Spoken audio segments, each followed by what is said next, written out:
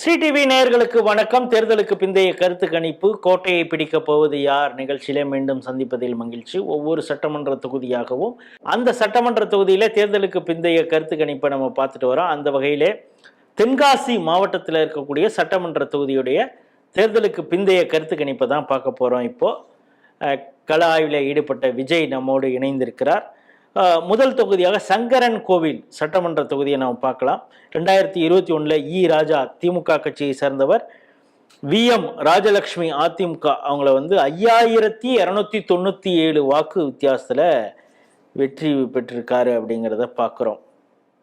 சென்ற முறை 72% வாக்குகள் பதிவானது அப்படிங்கிறதும், சென்ற முறை அமமுக அதிமுக அந்த பிளவு இருந்தது அப்படிங்கிறதையும் நம்ம மனசில் வச்சுக்கணும். இந்த மாதிரி 2026 சங்கை கணேசன் திமுக கட்சியின் சார்பாகவும், திலீபன் ஜெய்சங்கர் அதிமுக கட்சியின் சார்பாக போட்டிடுறாங்க. ராமராஜன் தாவேகா, கவிதா நாம் தமிழர் கட்சியின் சார்பாக போட்டிடுறாங்க. வாக்குப்பதிவு ஒரு 9% அதிகரிச்சிருக்குது 2026. அது தாவேகாவின் தாக்கமா, SIR நீக்கமா அப்படிங்கிறத விஜய் நமக்கு சொல்லுவார். வணக்கம். வணக்கம் சார். சங்கரன் கோயில் சட்டமன்ற தொகுதி யாருக்கு வாய்ப்பு? அதிமுக வெற்றி வாய்ப்பு பிரகாசமா இருக்கு சார். காரணம்? விஜய். காரணம் என்னன்னா, போன டைம் கேண்டிடேட் மேல அதிமுக கேண்டிடேட் மேல மக்கள் கொஞ்சம் தவறான கருத்துக்களை சொன்னாங்க. இந்த டைம் விஜயோட தாக்கம் இருந்தாலும் அதிமுகவுக்கு அதிகப்படியா நம்பிக்கைக்குரியவர்கள் வாக்களிச்சிருக்கதா மக்கள் நம்ம சொல்லியிருக்காங்க. பட் விஜயோட தாக்கமும் இந்த தொகுதியில கொஞ்சம் இருக்குது. அதே மாதிரி புதிய தமிழகத்தினுடைய வேட்பாளரும் ஓரளவு ஓட்டு அவங்க தக்க வைக்கிறாங்க. இப்ப சென்ற முறை பாத்தீங்கன்னா திமுகவிற்கும் அதிமுகவிற்கும் அந்த டிஃபரன்ஸுங்கிறது பர்சன்டேஜில் பார்த்தோன்னா, திமுக 39.34% வாங்கினதுன்னா அதிமுக 36% வாங்கியிருக்குது. இப்போ இந்த முறை தாவேகா இருக்குது, புதிய தமிழகம் தனியாக போட்டிட்டு இருக்கு. இது இந்த தாவேகா மற்றும் புதிய தமிழகத்துடைய வாக்கு பிரிப்பு இருக்குல்ல, இது யாரை பாதிக்கும்? இது நிச்சயமா திமுகவை தான் சார் பாதிக்கும். அதிமுக பாதிப்பு மிக குறைவு. என்ன அப்படின்னா, புதிய தமிழகம் தனியா நிக்கிறதுனால அவங்க ஜாதி ரீதியான ஓட்டை பிரிச்சிடுறாங்க. திமுக மேல மக்கள் இப்ப சிட்டிங் எம்எல்ஏ மேல பெரிய லெவல்ல அதிருப்தியில தான் இருக்காங்க. அந்த சுற்றுவட்ட கிராமங்கள்ல நம்ம கேட்டப்ப பெரிய அளவு மக்கள் பெரியதா நல்ல ஒரு அபிப்பிராயம் சொல்லல.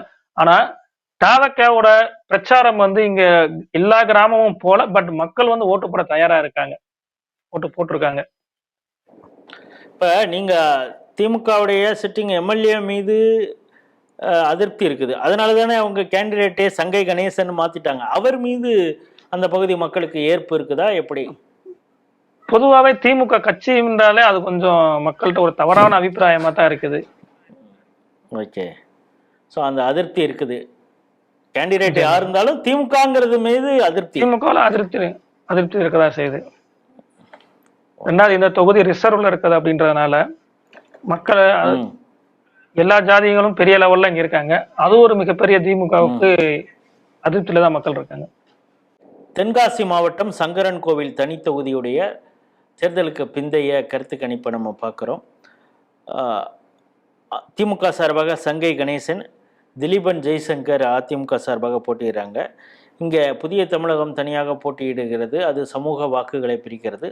தாவேகா மிகப்பெரிய அளவில் இங்கே பிரச்சாரம் செய்யலை. அப்படி இருந்தால் கூட கிராமத்து பகுதியெல்லாம் கூட விசில் சின்னத்துக்கு வாக்களிக்க மக்கள் ஆர்வமாக இருந்தாங்க அப்படிங்கிறது கள ஆய்வில் நமக்கு தெரிய வருது.